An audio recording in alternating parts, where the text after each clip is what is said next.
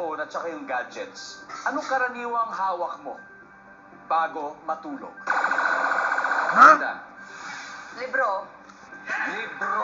Hanggang ngayon ba nagbabasa ka pa rin ng libro? Minsan. Minsan, di ba? Wala, iba talaga yung crisp ng di ba, paglipat ng mga pahina. Correct. Feeling ko nandyan ang libro. Top answer.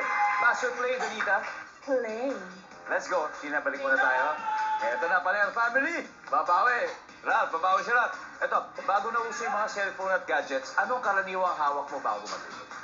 Bye-bye. Control ng TV. Yes, of course. Remote control. Pwede. Hi, Doy. Doy, bago na uso ang cellphone at gadgets, ano ang karaniwang hawak mo? Bago banal ako. Rosary. Rosario.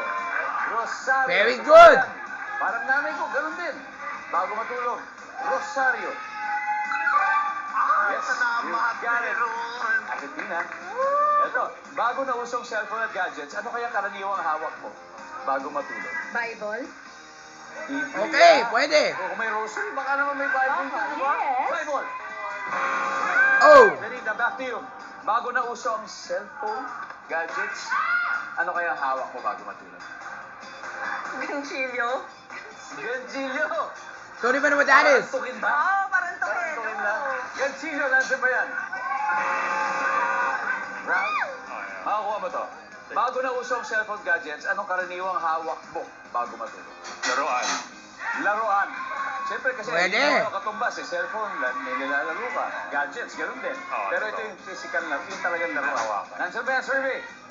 Yes, it's there. Okay. Doy, we got two more. Bago na uso cellphone at gadgets, ano kaya ang karaniwang hawak mo? Bago Newspaper. matulog? Unan. Okay, pwede. I think that's a good suggestion. Tatlo eh. Siyempre, isa dito. Yung isa Isang kaya hotdog, at saka isa sa paa. sa paa. Correct. Di ba, mas maraming unan, mas masarap. Corrected by. Grabe. Nandiyan ba ang unan services? Meron! All right. Argentina, tayo. One last. Kuha niya na yung round na to.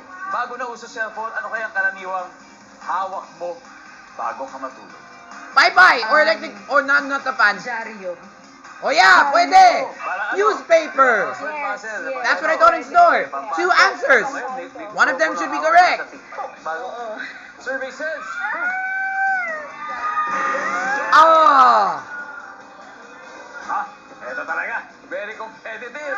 Ate She, bago na uso ang cellphone at gadgets, anong karaniwang hawak mo bago matulog, Ate She? Picture ng boyfriend ko. Wow! Oh. Gabi-gabi. Ano yan? Bote. Basta Basta bote. bote. Bote. Ako kuya, kukunin ko yung sinabi ng ate ko. Picture ng boyfriend ko. So, Kasi kailangan yun kuya eh. Di ba syempre pag nagsustok Oh, come on. If I were there, I'm gonna change that answer. I'll make it into Pi-Pi. Or fan. Not electric fan, but the one Pi-Pi like this. Cellphone at gadgets, anong karaniwang hawak If mo in case nag-brown out, bago matulog?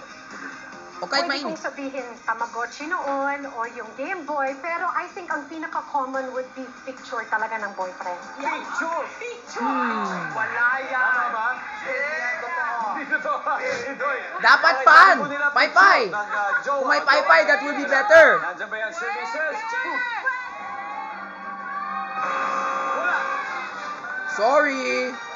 Ano nga ba ito? Everybody number 3, please. Ano?